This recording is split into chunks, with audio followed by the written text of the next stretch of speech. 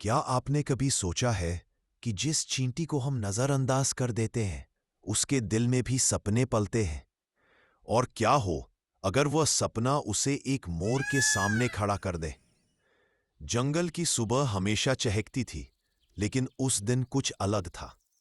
हल्की हल्की धूप के बीच एक छोटी सी काली चींटी अपने दाने को खींचते खींचते रुक गई। उसने ऊपर देखा। एक शानदार मोर अपने पंख फैलाकर नाच रहा था।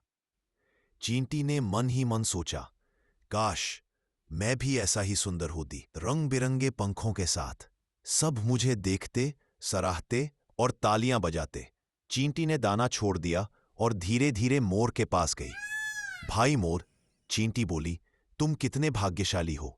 तुम्हारे पंखों की सुंदरता सबको मोह लेती है, और मैं बस एक साधारण चींटी हूं जिसे कोई देखता तक नहीं। मोर मुस्कुराया, लेकिन उसकी मुस्कान में एक अजीब थकान थी। छोटी बहन, तुम्हें लगता है कि सुंदरता ही सुख है, पर सच्चाई तो ये है कि कभी कभी यही रंगीन पंख मेरे लिए बोझ बन जाते हैं। चींटी चौंक गई। बोझ? इतना सुंदर होना बोझ कैसे हो सकता है? मोर ने गहरी सांस ली और बोला, जब जब शिकारी आता है सबसे पहले मेरे पर ही नजर पड़ती है। ये चमकीले पंख मुझे छुपने नहीं देते, और बारिश के मौसम में मेरे भारी पंख भीग जाते हैं तो उड़ना तक मुश्किल हो जाता है। तुम्हें तो शायद किसी ने कभी पकड़ने की कोशिश भी नहीं की होगी। चींटी थोड़ी सोच में पड़ी, लेकिन फिर बोली, फिर भी लोग तुम्हें देखते हैं, तुम्हारे लिए ताली बजाते हैं, मुझे तो कोई नोटिस भी नहीं करता। मोर ने हंसते हुए कहा, तुम्हारी नजर बाहर वालों पर है, पर असली ताकत तुम्हारे भीतर है। तुम छोटी हो, पर तुम्हारे साथ पूरी टोली है। तुम्हारे श्रम से पूरा बिल भर जाता है।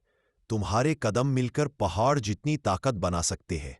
और मैं नाच तो सकता हूं, पर भूख लगने पर दाना जुटाना मेरे बस में नहीं। चींटी सोच में पड़ गई। उसे याद आया कि किस तरह उसकी टोली ने मिलकर पिछले साल तूफान में पूरा बिन सुरक्षित किया था।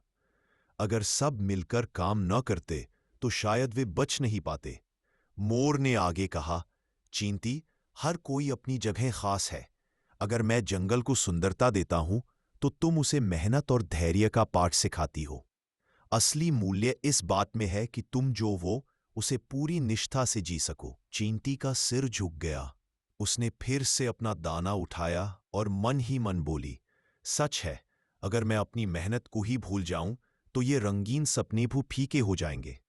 जाते जाते मोर ने पुकारा, छोटी बहन, याद रखना, दुनिया में सबसे बड़ा सौंदर्य वही है जो काम आए।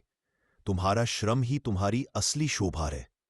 उस दिन से चींटी ने कभी अपने रूप की कमी पर दुख नहीं किया।